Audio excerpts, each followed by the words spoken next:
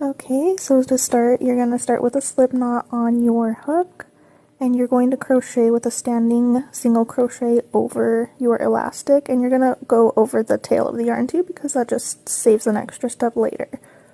So go around your elastic for 30 single crochets. You may have to scoot it to make enough room, as you can see that I'm doing here. Once you get to the last stitch, you're going to make a slip stitch into that first single crochet there, and then you're going to chain 2, and that's going to count as your first double crochet. Do 2 more double crochets into the same stitch.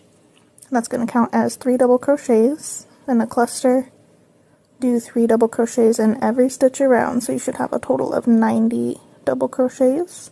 That'll give you that ruffled look.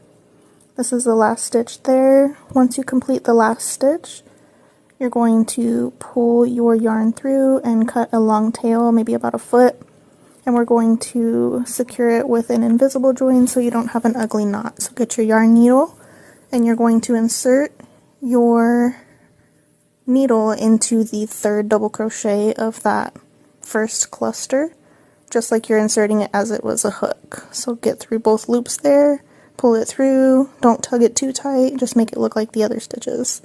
And then insert your needle back into where the yarn came, where we cut it at, and that last double crochet of the round, and then just sew your ends in. And you're done.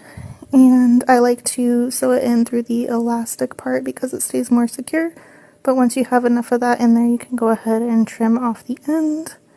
And if you want this as a written pattern, just let me know in the comments. And finish it up and you have a nice chunky blanket yarn scrunchie.